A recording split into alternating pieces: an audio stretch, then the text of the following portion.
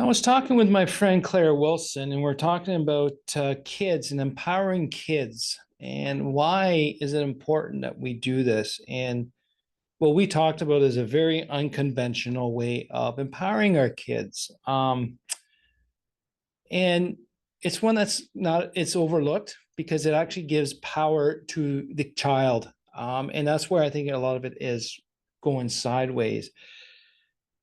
We're taught as we grow older, become an adult, we know more than the kids. We're smarter than them, we know better. And then for some reason, um, once you get to a geriatric age, now we lose our cognitive ability, and then our kids start thinking we're no longer available. They know more than us. So it's an adult problem, not an old age problem or a kid problem. It's an adult problem. And why do I say this? So a lot of what we talked about was let the kids be kids. They naturally know how to solve problems and do things and figure stuff out. If we try to teach them everything how we teach, how we figure things out, they lose their ability to be unique and do the things in their own way. And don't get me wrong, we're all well intentioned. We do it, most of us do it for the right reasons. Loving, we want them to be successful and not go through the crap that we went through as a kid. But honestly, as much as it's well intentioned, it's only one sided. It's making me feel better. I'm saying that's the only way of doing it. And I think that's where it gets misunderstood and wrong. Just because we're the parent, the adult doesn't mean we know more about how they know how they solve problems. And we just got to take ourselves out of it. It's like Claire said, we need to observe. We need to start observing our kids and how they do things. So, three things that she said at the end, which I thought was really good. Don't assume how they solve problems is not the right way or and not the right way or wrong. Observe how they do things.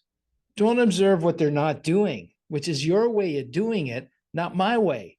So observe how they do things. Be quiet, sit back and watch. That means watching and not saying anything except good job.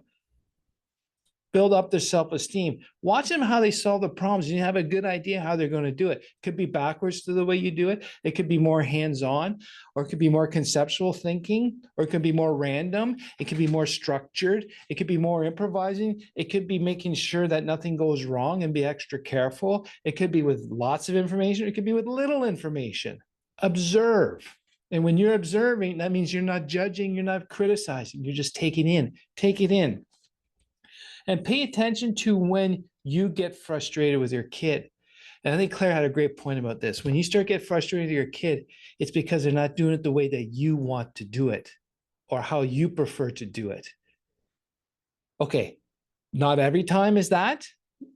I'm taking a side, kids being kids, challenging your authority and all that, but just on how to do things and do it. When they start to frustrate me, like, I'll give you an example. I'm more random. I want to try something, going and move on to the next.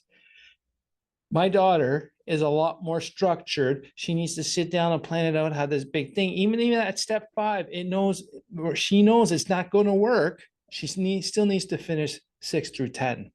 That's just the way she works. I frustrate her because I hit a roadblock, boom, jump onto another opportunity or another path. Okay. Check that frustration. I think that's a big one. When you start to get the frustrated with your kid like that way, then that means there's a difference in how you do it. Now it's time to observe and do not assume what they're doing is wrong. Okay.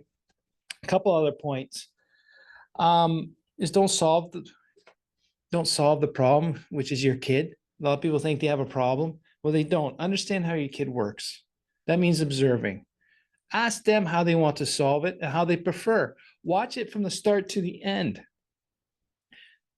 Don't correct how they do it.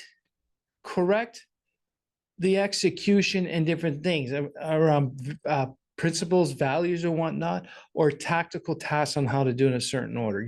Hit enter, backspace rather than enter. But how they go about it, do not solve how to do it for them. Let them figure it out on their own. And you're going to see sometimes they're going to solve a lot quicker than you if you let them do it their own way. Another point she had too is give your kids the end result and let them solve the problem. And that one hit home to me because my whole life, I've hit almost every result that's been put in front of me. Okay. Was I, good job, very well done, you're awesome? 9 times out of 10, no. Because once I hit that result, I started getting criticized and ridiculed for how I did it because it's not standard, it's not conventional. Now, if you as a parent say, great job, but you did it all wrong, how does that feel? How does it make them feel? And then now they're going to force themselves to get that accolade of doing how you want to do it. And it tells them the way they are naturally, instinctively, and uniquely is not correct. So we're teaching our kids in a way not to like themselves, that what they're doing is wrong and that they are wrong. What I've really learned about kids at a young age, they take everything in. It's more emotional feeling than logical, rational thinking. And then once they become older and they can do more rational thinking, that emotional scar is already there. So they got the result. Did it take 10 times longer? Baby, who cares? They got it. Did they do it quicker than you? Great. That's awesome. Don't take it personally that you're an idiot. Maybe they just have a better skill on doing it. Or since they did that way, we see things differently. So if you allow your kids, give them the end result. I want you to do this, maybe even a time frame, and stay out of it. Let them go about it. There's some things my kids do is completely ass backwards, but in the end, they do it. So stop criticizing the how, celebrate the results, provide them the results, let them sort it out. Make sure that if they don't know how to do something, that you create a safe space and environment that they can ask to learn something new, not be ridiculed and get course corrected on how they did it was wrong. They will not ask you for your help if they think they're always going to be ridiculed and corrected on how they did things. Because what I've really observed, kids have a natural ability to do things naturally because they don't know anything. They were just born. They're very young. When we teach them they're doing things wrong, that's when they start to learn to not work in their natural abilities. Okay. So since they know how to naturally do things because they had no prior training, we train them out of what they do naturally. That's why a lot of kids will not succeed in school, because they're now trying to follow a rhythm, a rigid system that doesn't work for them, but it appeases my parents, it appeases the teachers, and they don't get anything accomplished, or it takes them 10 times longer because they're not working their natural abilities.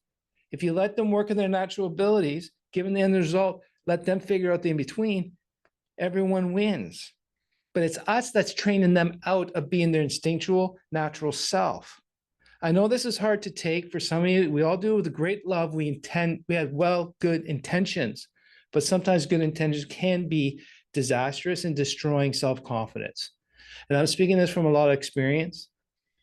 Very rarely did I get accolades for doing something difficult or getting the end result that was requested. I always got criticized and ridiculed how I did it because it wasn't normal. It made people look bad. I would solve problems very quickly while people take it for months. And I always got ridiculed on the how. So I don't want that to happen to kids. So if you're a growth mindset entrepreneur, look at your kids, observe what they do. You'll learn from them. Scuba diving with my daughter, I learned a lot from her because I observed her. I let her figure her own stuff out on her own. And she actually helped me figure some stuff out I couldn't. Descending, I had a hard time to start.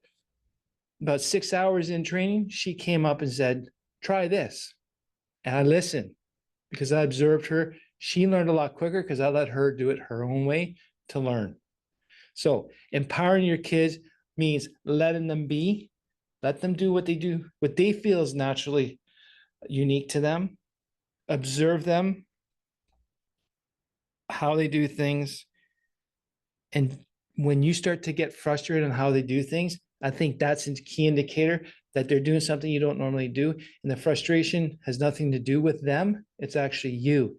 Let's take out the ego. Let the kids figure out their own way. Let them solve it. And we're just there to help them if they stumble. But other than that, give the power, all that power to the kid now, and it'll be amazing what they'll do in the future. So thanks again for listening, and thanks for learning with me.